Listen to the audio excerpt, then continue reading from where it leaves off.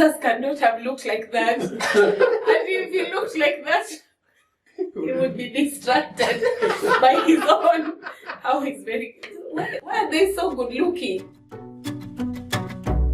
He is God with us. He becomes a visible, tangible reflection of who God is in his totality. Does Jesus matter?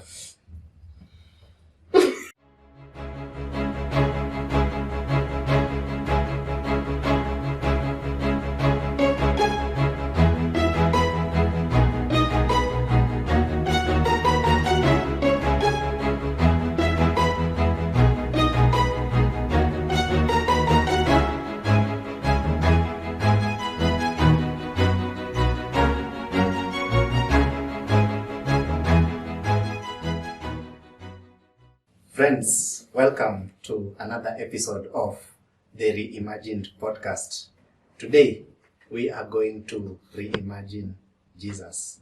And to start us off, there's this quote by Rob Bell that goes like this. Jesus is beyond any one culture. He is present within all cultures and yet outside all cultures. He is for all people, and yet he refuses to be co-opted or owned by any one culture. That includes any Christian culture, any denomination, any church, any theological system. We can point to him, name him, follow him, discuss him, honor him, and believe in him, but we cannot claim him to be ours any more than he is anyone else's. Thoughts? Jesus doesn't mind being shared around. Community man. He's a man of community, as it were. I think the thing that comes to my mind is that quote is an affront to all the ways and communities that almost wants to claim Jesus at the exclusion of everyone else, you know. And it would be easier to even imagine, like even within the faith that centers itself on Jesus, Christianity. But even there's still like all sorts of levels of claiming ownership to Jesus, and there's some are more Jesus-centric than others, and that's a big problem, as it were, you know. And still, if we were to pay attention to Jesus at work, Jesus moving, Jesus showing up, Jesus seems to genuinely bust out all those boundaries. Like whatever boundary container we put him on, he just busts through them, you know. So I guess it's one of those things. I don't know. I guess on one level it's a sense of comfort, like you don't have to feel like you haven't owned Jesus enough, you know, like Jesus choosing you nonetheless. And then also it points to a sort of an awakening or a caution. Like if you sense yourself claiming the exclusivity of Jesus and so many other people are excluded from that Jesus moment, then maybe you are at the same time missing Jesus, you know. And those are the initial thoughts that come to mind. Problematic. Like if you're like what you're saying is that by wanting to own Jesus, you actually miss the point of Jesus. Yeah. But I think I don't know. I've always understood that Jesus is supposed to be ours. Ours who? Ours, who is ours? Who? Christians, what do you mean? Oh. So Jesus is ours as Christians. Yes, Jesus is ours as Christians. As opposed to I don't know who else is. The other ones are excluded. The other people, but they are not. They don't. And our goal is to bring them to this our Jesus. So at that level, I see this quote as problematic for people who we have been told Jesus is exclusive to us in one way or another. So for people who find comfort in situations of Jesus is ours, how do we navigate with a statement like Jesus is beyond one particular religion, especially Christianity? didn't he say that he came that the world might be saved and not some people, not some particular people. I mean, there's the aspect of whoever believes, but I feel like that's a different question. But then the reason Jesus comes into the scene is for the sake of the whole world and not for a select. Anyway, I don't know. Yeah. No, I think actually, I think there's like two layers to that. I think there's one sense if we say like if we say that Jesus is going to be central to our identity as our people, then there's a sense in which we are not necessarily like claiming him at the expense of other people. It just means that he is more centered in our world, as it were. I think it gets problematic, what you're saying, when we start claiming him only us. You know what I mean? And then before you know it, then we create all sorts of rules and dynamics and hoops and jumps for those others to also get to claim this same Jesus. You know what I mean? It's sort of like, the thing in my mind is like, if you're like a football fan, of a particular team, I mean, like, yeah, like, you're not mentioning any team.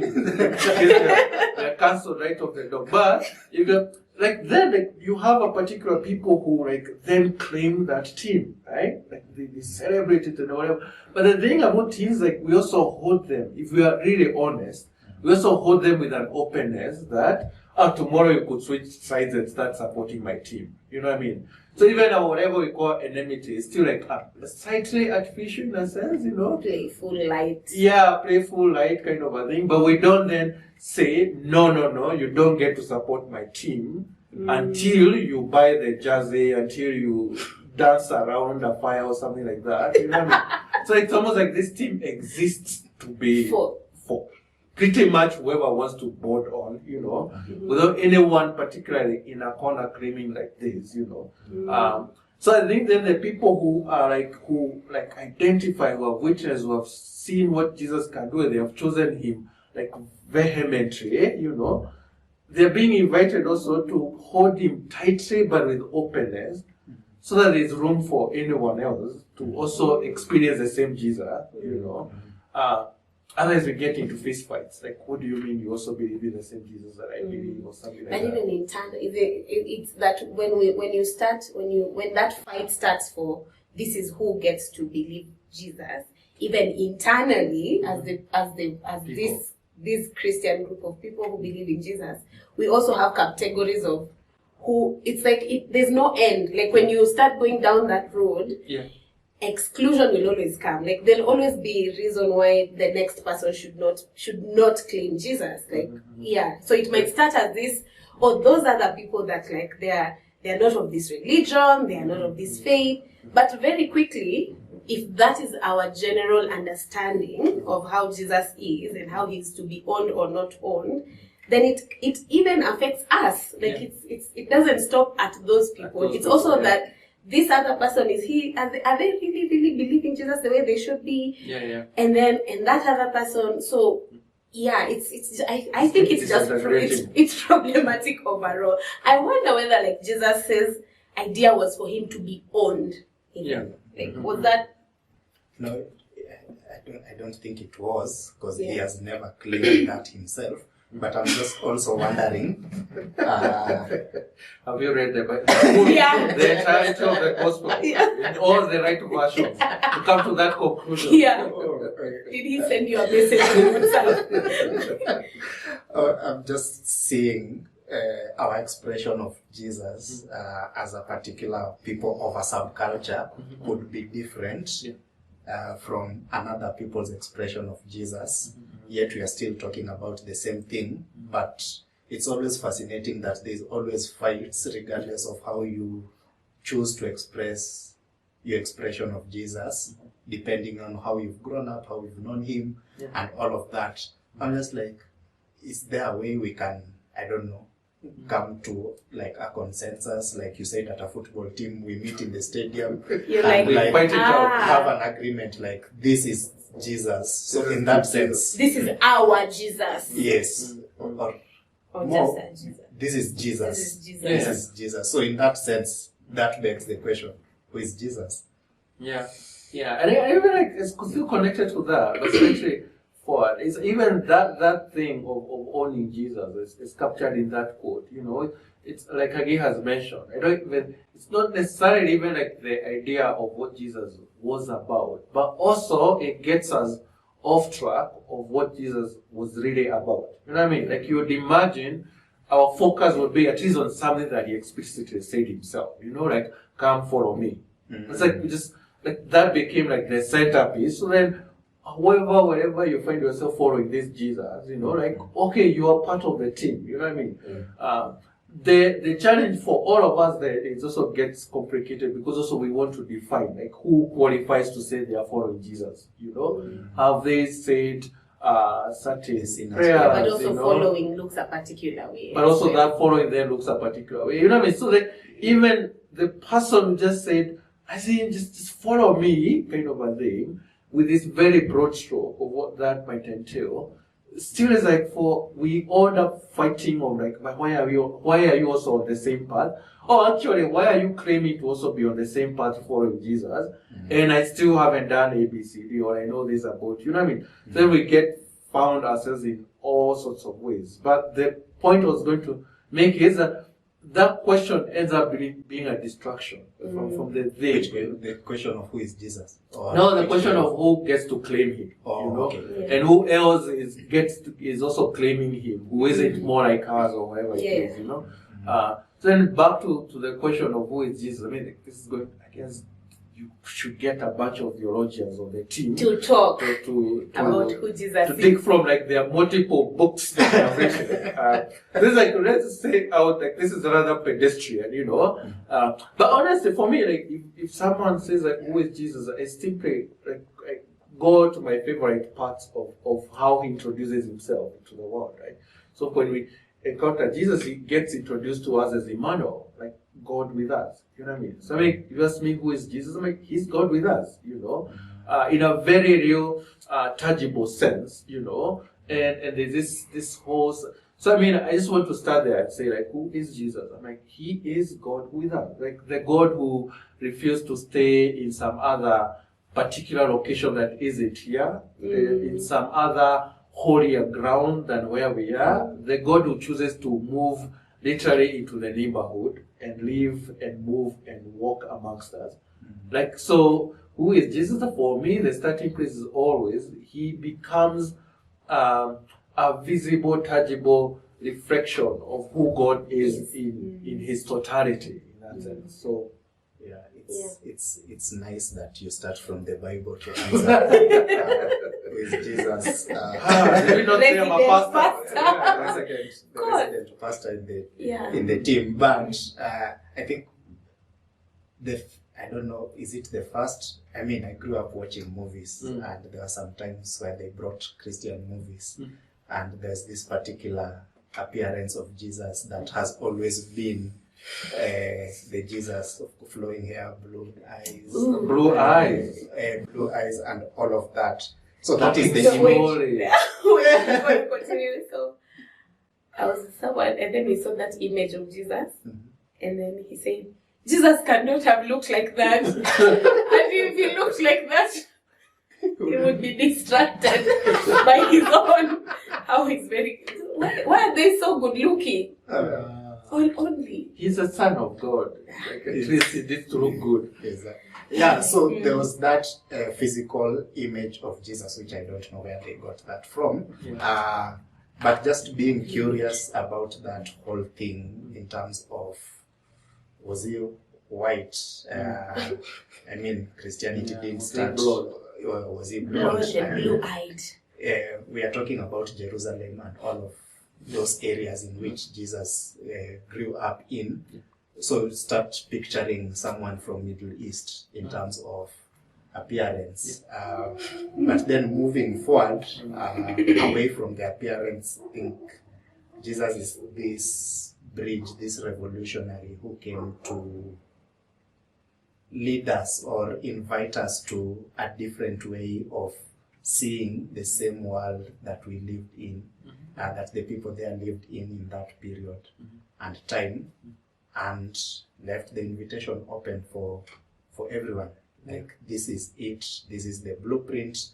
So that revolutionary, that pushing against the culture kind of person that he was, and his story, as you're saying, it's a strange beginning. Because they had talked about him for way too long. Yeah. So if he was to come, that was a really bad idea of how he came. But that's how he came. And then, just from that moment, it's this rebel, it's this revolutionary, it's this person who came to open our eyes to see. For me, it's like, it's so first I think, like, you're talking about this rebel and this revolutionary person, and then I don't know, I don't think we see Jesus as that, because then he's also gentle in spirit, and that's the other image of him, like with a candle, and then him with the, which are, so I mean, I think it's also how you conceptualize Jesus, and that's how you come to primarily understand him. But the thing I think that's interesting to me is that, even from Rob Bell's quote, is that he might include all of these understandings of him, be the rebel, the shepherd, the gentleman, the whatever it is. His white, his black. His white, black. Depending on which day. Asian, Indian, whatever. However, but he transcends. I think for me, when I started to think about Jesus as transcendence, like including all of these things but transcending all of them, which means like no one of them is it. So back to the quote, he's not part of any culture. And no one description, no one understanding can be the totality of who Jesus gets to become. So for me, it's like that Jesus represents something that includes me but transcends me. It goes beyond me and because I'm human and I have my own limitations of my own understanding, and how I don't know, no matter how big I guess I imagine Jesus to be, I want to believe that he's bigger than that. Well, I agree with that, and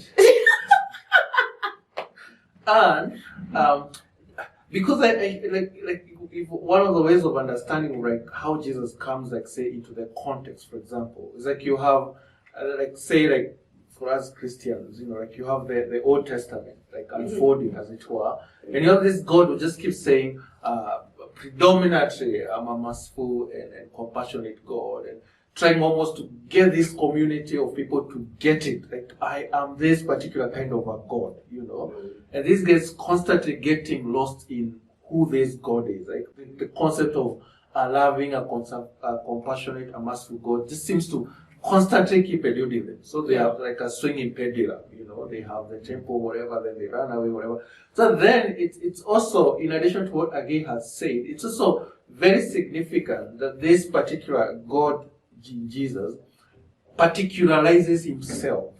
You know what I mean? So there's a sense in which there is this expansiveness, but there's this very particularizing that Jesus actually gets to enter into the world through a particular person, through a particular woman, through a particular family, through a particular neighborhood, through a particular community, and lives very evidently by the dictates of that particular community, and still, now to Agay's point, and still, even within that community, that particular community and culture, pulls it forward in ways that are just magnificent. You know what I mean? So then like, whether it's like through his teachings, like you are clearly like a Jewish person, and this Jewish person is also doing all these other things that transcend and pull us beyond what an ordinary Jewish person is. You know what I mean? So almost to say that, I guess one of the things that I celebrate Jesus so much is like there is a particularization of God. Like if you're wondering who God is, you can go to a particular person in that sense. And that particularization doesn't lend itself to ownership. Like it doesn't lend itself to exclusive ownership. It lends itself, say, to worship. It lends itself to followership. It lends itself to honoring, all those kind of things. But it doesn't. It's so like that's what I'm saying. I agree with and so that we don't lose the particularization of this Jesus. And I think like it's still connected to that. It's just for me like the other thing that strikes me about Jesus is how ordinary he is. You know what I mean? He's like just, and maybe that's part of what makes him rather frustrating. Yeah. He's not a charming, charismatic, whatever the thing is. He's just a guy.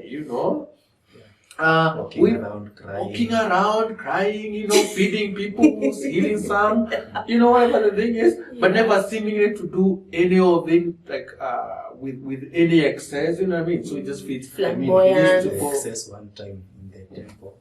Oh, that's like when he has like rather strong emotions. I mean, I forget that because I'm part of a church institution. We cannot keep going back to the one time. Always good things. You only remember the one time. The one time. Yeah. So it just seems like genuinely like you can't narrow him to like his miracles because he doesn't seem to do a lot of them. You can't narrow him to his teachings. He doesn't seem to do tons of that. You can't narrow it to the time he spends with disciples. He doesn't seem to do. You know what I mean? Like he's a guy just living in this particular community, literally as a rabbi would, and yet through that the ordinariness like explodes everything up, and of course ends up dying like a common criminal. Like, what's that with you, man? Yeah. So that would do better. Yeah, I know. Die better.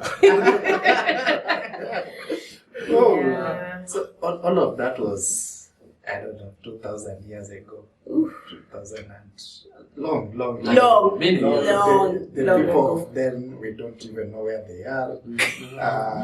But really something fascinating. I'm saying fascinating a lot. The thing, I wonder how people felt the moment when they had just started buying into this idea that this is the Messiah, and then he dies. Yeah. Like that moment, I think one of the things I would want to experience in life is living in that moment of there's this hopefulness in all of the world, and then all of a sudden, it's not there. But anyway, that 2,000 years ago. Keep exploring that. Yes, 2023. Does Jesus matter? Let's start with the one who looks more like hospital. Yeah, but they ask for Does he?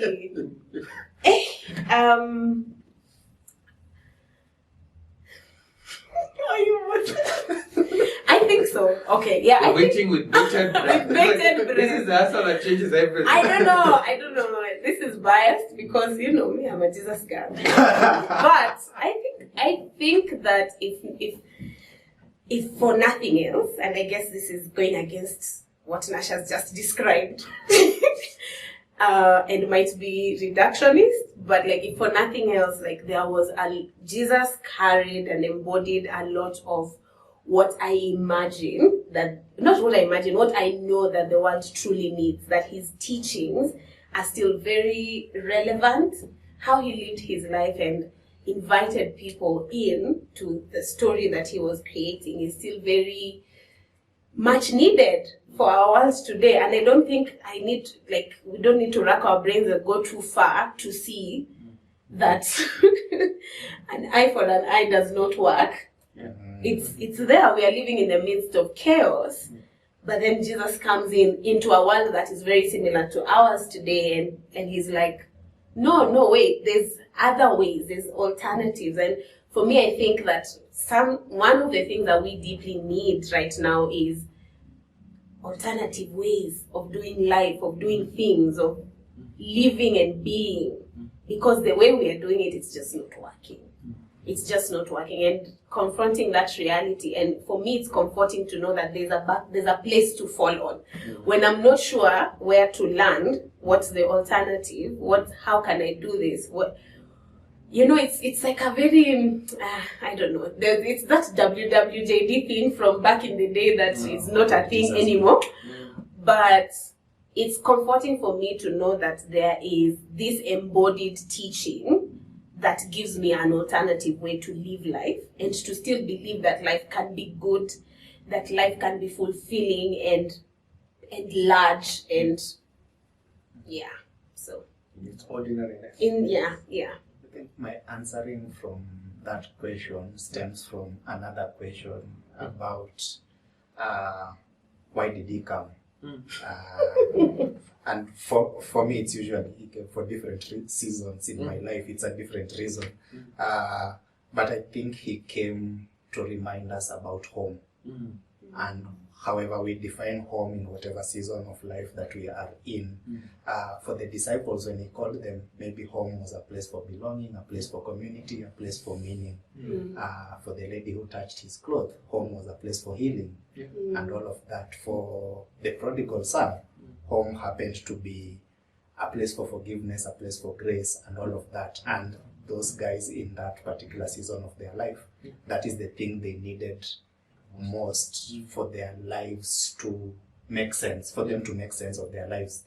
So even now, we need to make sense of our lives in one way or another. Whether home is, I don't know, financial provision, because that seems to be the thing all over the world. Whether home is all these longings that we have. Hopefully, Jesus can meet us at those points and remind us, you can come home, because as you said earlier, Emmanuel with you.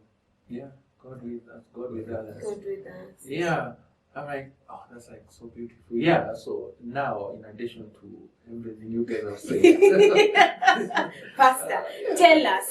there's no but, we should just be taking the title pastor like rotational. But then whoever, when they are pastor and we get the highest giving through the podcast, then they stick on people are giving. People are not giving. Oh no. Yeah, I think in addition to the different things you said, I still Jesus in 2023. I think two places to point, and I said again, building from what Vic you said, what you have said. It is like when Jesus comes to the end of his life, and we haven't even got a time to touch on the crucifixion, resurrection, the whole shebang. But more importantly, when he's coming to the end of his life, he tells his gang of followers, that it's actually good that I go, because then if I go, I will send you guys a helper. I think Jesus in 2023 makes sense to me to the degree that he promises I can struggle all I want with who Jesus is and back 2,000 years ago, right?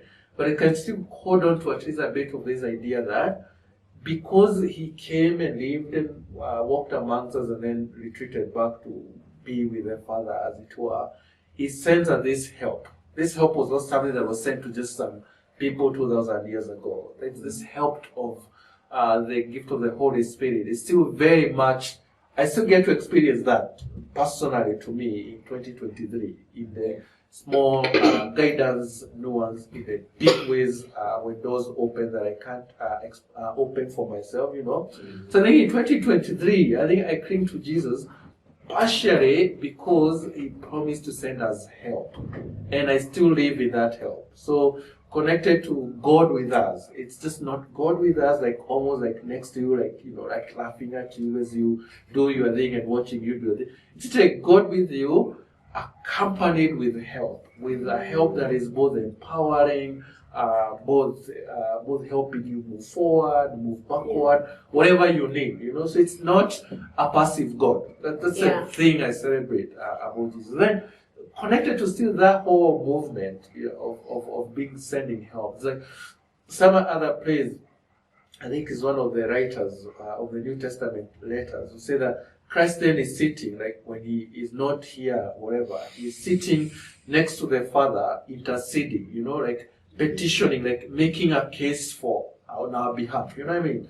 And again, that's not something that is said specifically to a bunch of Christians. It's people trying to find their sense around through life, you know what I mean? So almost to say that there's a sense in which it doesn't all rise and fall on me, you know what I mean? It's all the decisions and things that make really terrible ones. It's like it's one strike and I'm cast off. Like literally, this God of mine is still sitting by the side of the other God element and saying, like, let's give this guy one more chance. you know. So I think if I hold those two, God who is with me, God who is sending me help, so He's just not being with me for the sake of it, He's actually helping me work out whatever I need to work out. And then same God literally making a case, like long before I say my prayers, whether even I'm aware or not, you know, I have literally, I have a standing advocate in the heavenly realm, whatever that looks like, you know. But trust me, I look at my life now and I'm like, trust me, I could use with all the help that I can. Yeah. You know? So we have like a Jesus story. It's still going to be rather subjective, right? And of course these stories are very easy to dismiss and compare and contrast and all those different things. But then Jesus shows up in like the particularities of our lives, you know. It's like our frustrations and whatever not. So I think like as it's just fair to say that I happen to be married and I have 3 children now. But then, this is now nice and good to say that. But then when we were especially expecting our first daughter, I can't tell you how many nights of the 9 months that I was able to sleep like a full night kind of a thing. From a myriad of challenges, I mean, finances being one of them, being the first baby, you know, they make it seem so natural until like, you're like, oh my God, what, you know?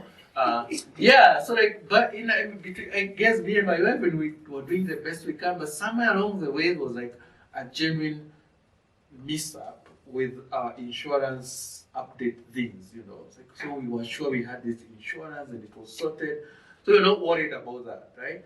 Then literally like when it's like too late, I don't know, maybe 3 months to the birth of the baby, like we realized, oh, there was a mishap with the insurance thing, so now my wife is not covered, as it were, and then we have that.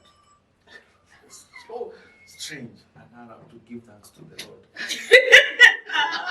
Pause as I give thanks to the Lord. For all He has done, for His mercies endure forever. For today, you know? Anyway, we'll get that back.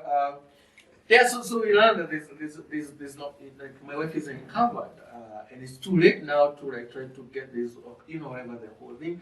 Then around that time, nurses in Kenya go on strike, so literally hospitals are closed down. It's like sounding like the worst nightmare. Any baby is a miracle. Your first baby to have this many challenges, I don't know. I think that's where my white hair came calling rather dramatically, you know. And yeah, and so like, you know, we were able to I mean, again, Jesus moments, you know, we had some people come through with some finances in ways that we couldn't explain. We got a good hospital that we could be, you know, we got really amazing deals and everything, you know. So finally we take the baby home and everything is working really well, you know. And then, you know, there's always like last minute shopping or something, you know, that you went. So I was sent to buy these things to the shops or whatever, and literally I went and I bought this bottle thing for the baby, and I was left with with fare minus 10 bob. You know what I mean? Like I was already short of fare, you know. I know, yeah, I've been poor in my life, but like that was like rather dramatic. You know what I mean? Like, short of fare. So like I would remember just being caught in this idea, do I walk for the distance of 10 bob and get a mat or whatever the thing is, you know? Yeah. And in a very loose sense, as a teacher, it's like finally got a mat that could accommodate my limited needs. And I get to the shopping, I mean to wherever I was alighting the mat, and there's a walking distance, maybe a 5 minutes walking distance.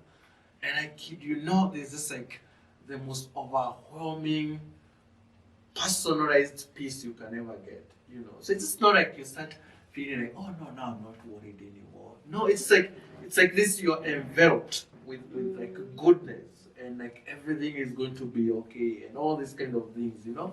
And I like to tell the story that, you know, like of course after that things lined up nicely. The nurses went back to work, and the baby, I mean, it was still stretching the next couple of months or whatever it is. But like this moment, this one experience over here probably sustained me through whatever hardships. Almost like, yeah, now as I remember back then, I mean, if you ask me, then I'll remember all the challenges and everything else. But then they all find meaning in this literally like this distance of 5 minutes walk, where I'm literally like the dude walking and everybody's coming from work. and I kid you not, I probably like have tears coming through my eyes, which is like all sorts of embarrassing and stuff. But bottom line, that was my Jesus story, one of the many. I'm like a pastor, man. Like you live on those things. It's like That's your currency. it's like people, Jesus moment. yeah. Actually, of course, the church is big enough, and then now I just live on the tithes and all that. Who needs Jesus moment After when that. you have tithes and offerings? Wow. Yes. Yeah. The one that comes to mind actually is, so there's a season when I was in campus. So went to UN and there was a strike. What's this? Yeah. There was many. There's always a strike. I hear they've reformed.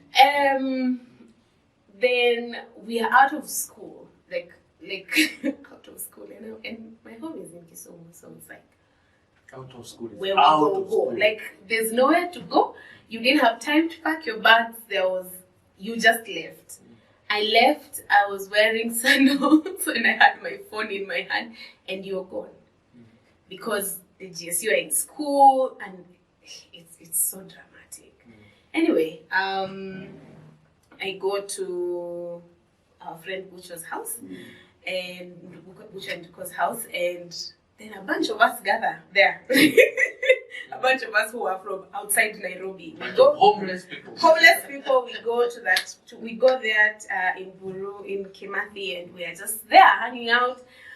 And it's one day, and it's 2 days, and it's a week, and it's 2 weeks, and it's 3 weeks, and it was. I just It'll never be my house. Yeah, it was a lot. I mean, week one, we were allowed to go to school to pick our stuff. But then you don't know when school is gonna come back on. So you're like, do I go home? Anyway, it was just, the math was not mathing on all areas. And then in that particular season, it also so happened that I was having like a really challenging family relationship, and it was just like all of it was just crashing. And it's like me, I just wanted to go to school and study and finish school. What is all this drama? Why now I'm outside of school? I'm living in a place with other people. It's so crazy. And then, so.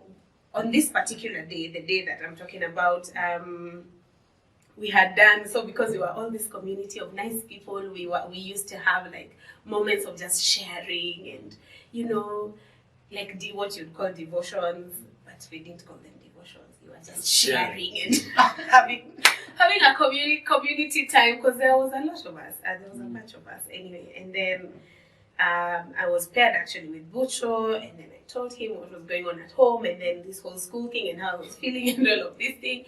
And then he told me he was there, like, he's very pastorally, I think I should say that. So he was like, Jesus is close to, that verse of Jesus is close to the brokenhearted, and he looks with mercy, I think, upon the lowly or something like that. Anyway, but that one, that he's close.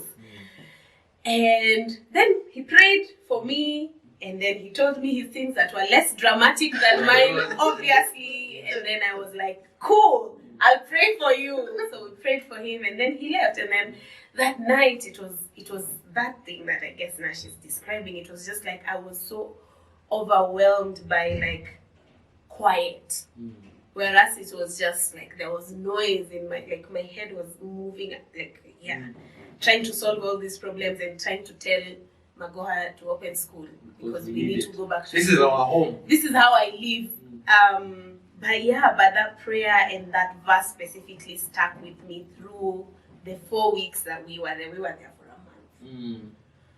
It just stuck with me, and that I was just, from that time to the end, like when school was open, it was like, you decided to open. It was just stillness and quiet, and I guess that might be one of the moments I was like, he indeed is close to our struggles. It's not far.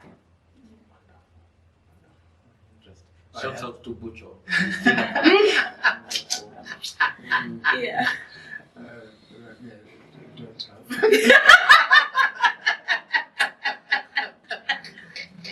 It's like Really? Just like, Wow. our opportunity to evangelize to you on You the know, podcast. Like you guys were Just like, receive chill. This was not your intention. Just like, tulikuwa tunamalizia.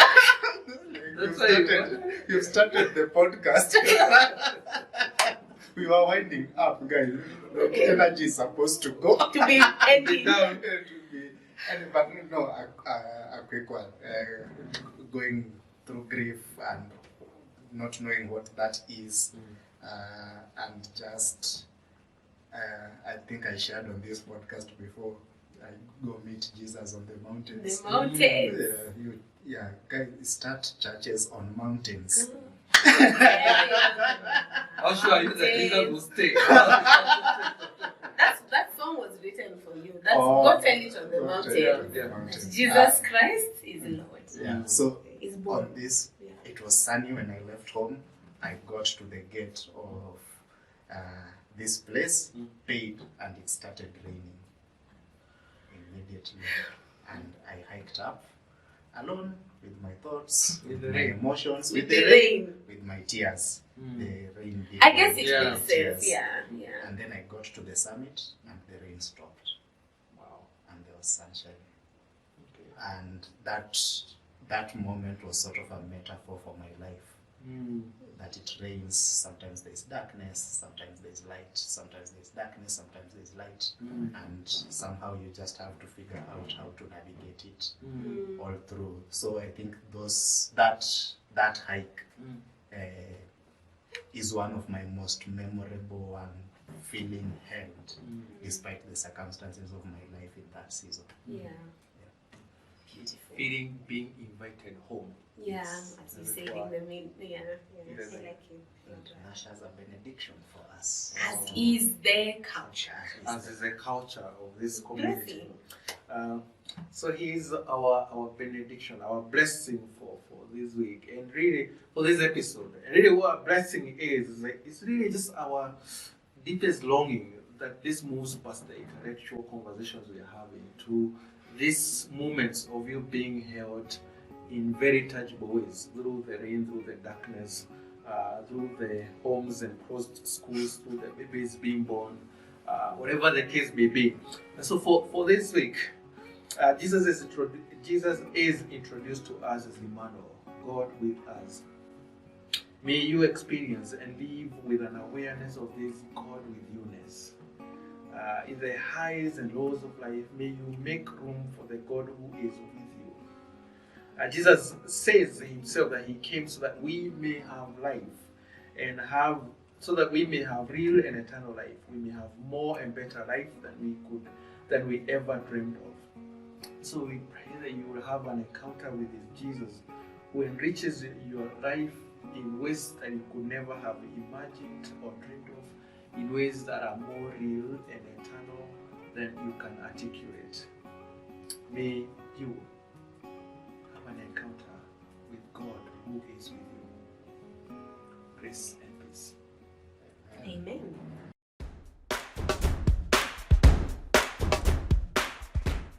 It's almost like when you want to learn how to love yourself, you need to go and learn outside, then you come back and reintegrate.